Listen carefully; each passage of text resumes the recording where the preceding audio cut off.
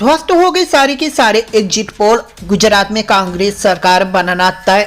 हिमाचल प्रदेश विधानसभा का चुनाव जहां 12 नवंबर को ही खत्म हो गया था, वहीं गुजरात विधानसभा का चुनाव 5 दिसंबर को खत्म हो चुका है। और चुनाव समाप्त होते ही सभी एजेंसियां जमीनी हकीकत को टटोलने के बाद अपने अपने एग्जिट पोल भी देने लगी है कि किस राज्य में किसकी सरकार बनेगी और किस राज्य से किसकी सरकार का सुपड़ा साफ होगा। इसी कड़ी में 1 और 5 दिसंबर को 2 चरणों में 182 सीटों पर हुए गुजरात चुनाव का एग्जिट पोल सामने आ गया है। गुजरात चुनाव के एग्जिट पोल में जहां ज्यादातर एजेंसियां भाजपा की विस्फोटक जीत के दावे कर रही हैं, वहीं गुजरात के ही पूर्व मुख्यमंत्री के एक दावे ने भाजपा में भूचाल मचाकर रख दिया है।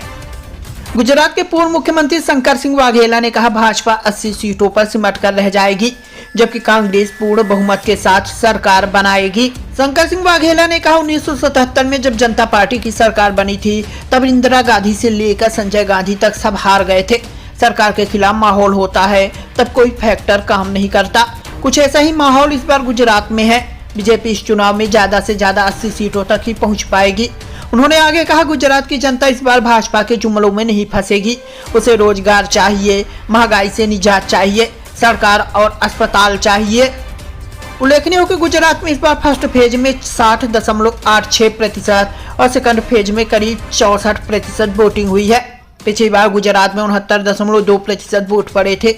इस बार वोटिंग में करीब 5% गिरावट दिख रही है। बीते 5 में से 3 चुनाव में वोट प्रतिशत गिरने पर बीजेपी को नुकसान और कांग्रेस को फायदा हुआ है। 2012 के चुनाव में वोट प्रतिशत 13% बढ़ा था। इसके बावजूद बीजेपी को 2 सीटों का घाटा हुआ था।